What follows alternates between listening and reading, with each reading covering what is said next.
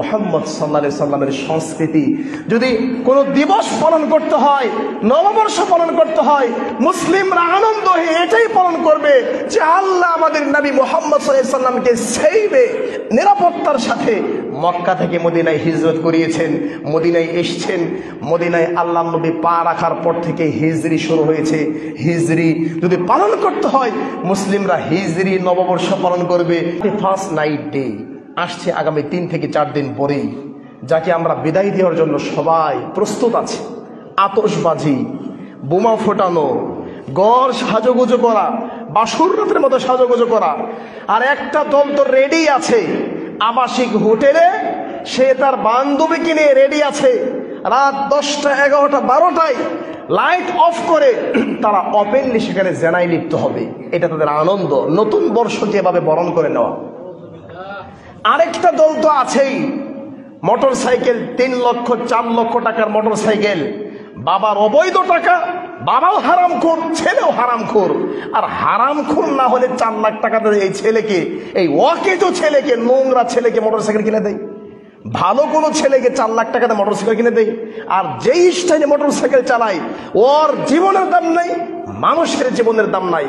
রাস্তাঘাটে যারা আমরা সাধারণ পথিক, আমরাই ভীত সন্ত্রস্ত। এই 4 লক্ষ টাকার মোটর সাইকেলে তেল লোড দিয়ে বান্ধবীকে নিয়ে একাকার হয়ে নির্লজ্জ ভাবে 31st নাইট ডে পালন করার জন্য তারা রেডি হয়ে আছে। আমার ভাইয়ারা, এই 31st নাইট ডে কি আপনাকে দিয়েছে?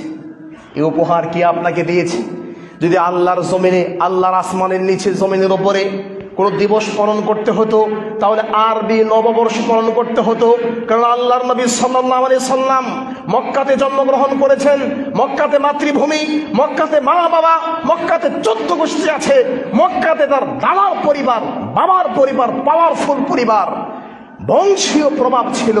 কিন্তু কালিমা তাওহীদের দাওয়াত দেওয়ার কারণে মুহাম্মদ সাল্লাল্লাহু আলাইহি সাল্লাম মক্কা থেকে মার খেয়ে, নির্যাতিত হয়ে, নিপীড়িত হয়ে সাহাবায়ে কেরামদেরকে আবিসিনিয়ায় যেতে বললেন। আবিসিনিয়ায় আফ্রিকায় গেলেন। এরপর আল্লাহর নবী সাল্লাল্লাহু আলাইহি সাল্লাম তায়েফে গেলেন, রক্তাক্ত হলেন। শেষ পর্যন্ত ইতিহাসে যুগ সন্ধিক্ষণকারী একটা ইতিহাস রচিত হয়। আল্লাহর নবী সাল্লাল্লাহু আলাইহি সাল্লাম সব কিছু বিসর্জন দিয়ে নিজের জীবনটা নিয়ে একমাত্র আল্লাহর সন্তুষ্টির জন্য মক্কা থেকে মদিনায় হিজরত করলেন। এটা আমাদের নবী মুহাম্মদ সাল্লাল্লাহু আলাইহি সাল্লামের সংস্কৃতি। যদি কোনো দিবস পালন করতে হয়, নববর্ষ পালন করতে হয়, মুসলিমরা আনন্দ হয়ে এটাই পালন করবে যে আল্লাহ আমাদের নবী মুহাম্মদ সাল্লাল্লাহু আলাইহি সাল্লামকে সেইভাবে নিরাপত্তার সাথে মক্কা থেকে মদিনায় হিজরত করিয়েছেন, মদিনায় এসেছেন। মদিনায় আল্লাহ নবী পা রাখার পর থেকে হিজরি শুরু হয়েছে।